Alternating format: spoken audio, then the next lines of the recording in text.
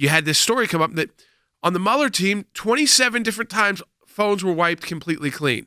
Intentionally sometimes because they were put into airplane mode and then wrong passwords were put in 10 different times. It takes at least almost 2 hours to do that. And so that was done a couple of times. People like Andrew Weissman, a couple of times to their phones. To Jim Quarles, who was the top deputy to Bob Mueller, he just said his phone just wiped clean on its own. He didn't do anything. It just spontaneously wiped clean. So we're talking about this, how it could be illegal, but also the fact is that they literally put people in jail for things like this. For in investigations like this. And these are supposed to be, Andrew Weissman, who's a big Biden donor, big supporter of Joe Biden, supposed to be like the genius prosecutor. So most of his indictments have been overturned throughout the history of his work because he's overzealous. And yet he now looks like he should be the one behind bars. Because it's pretty, of all the people, he's admitted, it looks like, that twice he could not remember. This is supposed to be a genius prosecutor. Right. Top prosecutor. Twice he could not remember his phone's 6-digit password. Went through 2 hours without calling anybody, with the phone reminding him that if you keep doing this, it's going to wipe all the info. And did it twice and wiped his phone clean so that there would be no data when he turned it over to the Inspector General at the DOJ. Who should really be in jail? Paul Manafort or Andrew Weissman?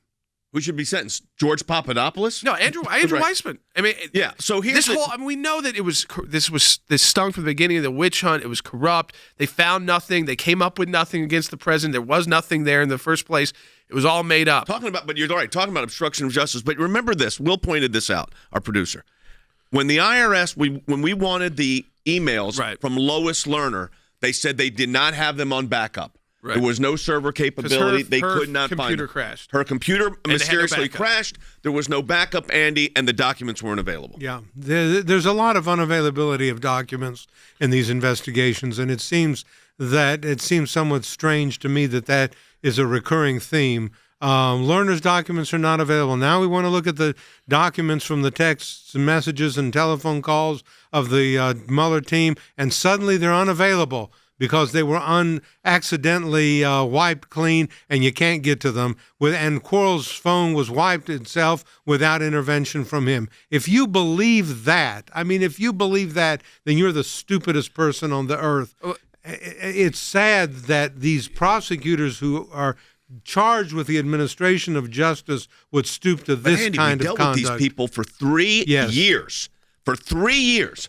And they knew there was no Russia collusion within months. That's what all the reports show. Right. And they try to make up this obstruction campaign, and they're the ones obstructing. That's it. They're making sure they'd obstruct the investigation. When we said to investigate the investigators, they're obstructing that investigation. But it is pointing out their wrongdoing. This alone is criminal. This alone you can go to jail for. Doesn't matter what the info was that they deleted. They deleted it. They intentionally took government records and government documents and deleted it.